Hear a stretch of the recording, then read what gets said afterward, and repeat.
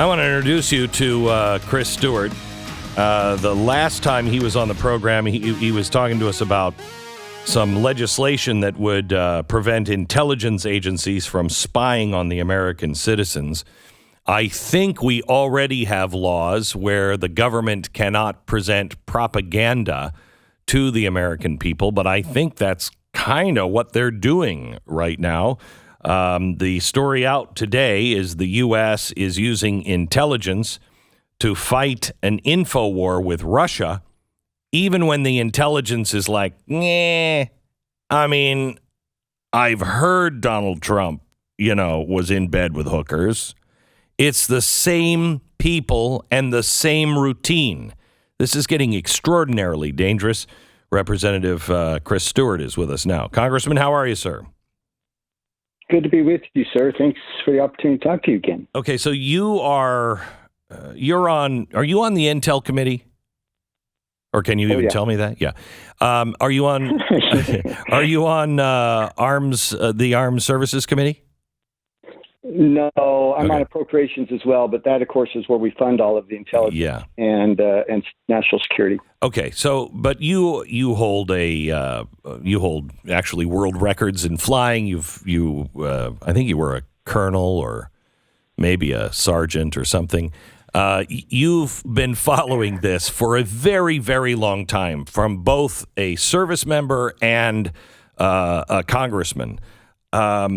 When is the last time we saw an administration use intelligence, with the exception of Donald Trump's impeachment, use intelligence that had not been vetted and presented it to the press as facts to run a disinformation campaign?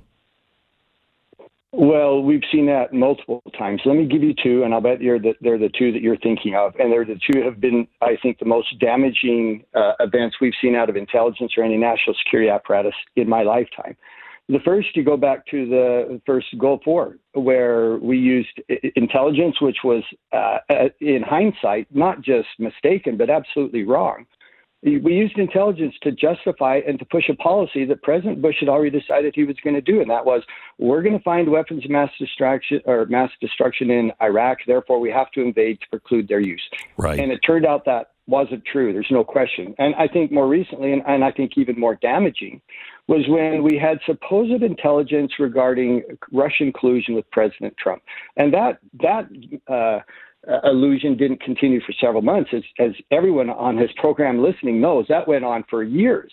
And in cooperation with the mainstream media, absolutely led to the near destruction of a president that the intelligence and some other officials thought that he just shouldn't be. So Having said that, Glenn, I do think that Go ahead. I was just going to say, I do think there are some examples recently where we've used intelligence as it should be used. You can use it to manipulate and control the battlefield. You can use intelligence to shape how the battle is being perceived in the world. And I actually think there's been a couple of good examples of that in the last 7 weeks. Okay, give it to me. Well, for example, the intelligence was actually right when we said Vladimir Putin is going to invade Ukraine. And there were some who didn't believe it. I mean, President Zelensky didn't actually accept it. France, the leadership of France, and some other NATO nations didn't believe it. But it turned out that the intelligence was actually pretty solid on that. Okay. There's another example, and this was important, although not well reported, and it was that was when we said that he's going to plant a false flag. President Putin is going to plant a false flag. He's going to create what appears to be an attack in Russian territory. I mean, they went so far as to go get actual corpses, and they mangled and bloodied them up. They paid these actors to cry and to weep, and they had this destruction. And that was not to convince the United States, but that was to convince China. That was to convince India. That was to convince the Russian people we're justified in our attack. And we released that before they could release their own video, and I think that actually was used to a positive effect. So there are some times in the Intel Committee, and I have to give Director Burns a little bit of credit. I think he's been good on some of these things. But to your larger point, that intelligence agencies have either been manipulated or have willingly been used as propaganda. There's no question that that's been true in the last 22 years. I don't have a problem if you have good intel. Go ahead. But we're talking about intel that is either hearsay. Nothing's really been vetted and verified, and they're lying to us, and the press is helping. How do we have any confidence in anything? Like, for instance, I believe that these war crimes of these mass graves, I believe they're real, but I'm not going to bet my life on it. I don't know, because I don't trust anybody anymore. Yeah. And Glenn, you and I feel exactly the same on that. And in our private conversations, I mean, you know that I feel exactly the same. I think the greatest threat facing our country isn't Russia or even necessarily it's China. It's what you just said. It's that no one knows what is true anymore. And a republic just simply can't survive when no one believes anything about anything any longer. And they kind of get so exhausted by it that they quit caring. Well, maybe it's true, maybe it's not. There's no way for me to ever know, so I'm just going to move on and accept what they tell me. And you know, going back to another conversation I've had, Glenn, deep fakes, for example, the ability to so expertly and precisely manipulate video that you actually can't tell if it's true or not, even by breaking it down. And you cannot ever determine if it's true or not. And, you know, that's just one example of where people just throw their hands up in frustration and say, well, you know, maybe these war crimes are happening over there, but it could be they're not, because technologically they could show something that appeared to be true, but it wasn't. And as we've already discussed, they have a history of manipulating and being dishonest with the American people. And we gave two really good and very powerful examples of that. No wonder the American people don't trust many of these things.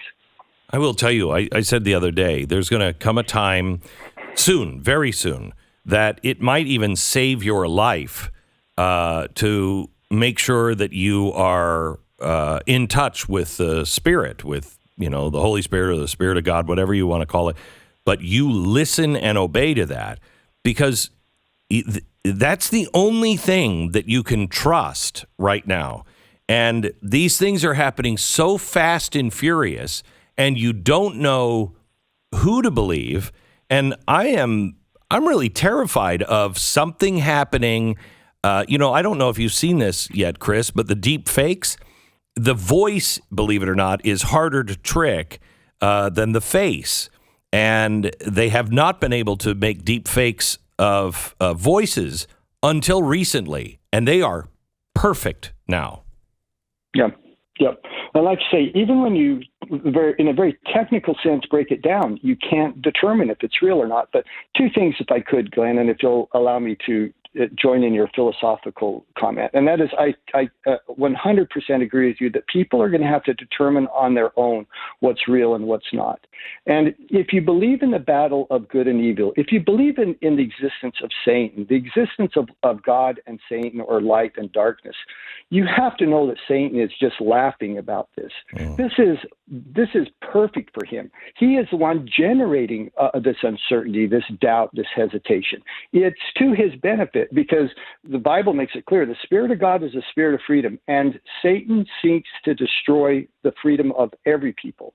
And if he can use these tools to do that, and I think it really is going to come down to this individual discernment that people are going to have to have. And by the way, I think people are beginning to see that and beginning to develop or to refine that discernment so that they do and can sense what is real and what's not. One last topic. Are we really going to say that the Revolutionary Guard in Iran is off the terrorist list? Is that possible, that that's happening? Well, with this administration, of course it's possible. Oh my God. And I think it's likely. And you tell me how that could possibly be a good idea. Likely? I think it is, under our understanding of this agreement. It's certainly on the table. Now, we haven't seen the details of the agreement, but it's unquestionably on the table.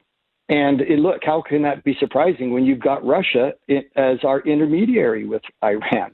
And with the Russian officials go back to their own people and say, holy cow, it's unbelievable what the U.S. has conceded on this. So, yeah, it's absolutely on the table. And as I said, it's probably likely. But, Glenn, that's just one example. How can you look at that and say that's a good idea? How can you look at the southern border and say that's a good idea? How can you look at more government spending and inflation and say that's a good idea? I mean, the list goes on and on of things that you just think, this is insane. You have to know what this is doing to America. You have to know what this is doing to our national security, and yet they're doing it.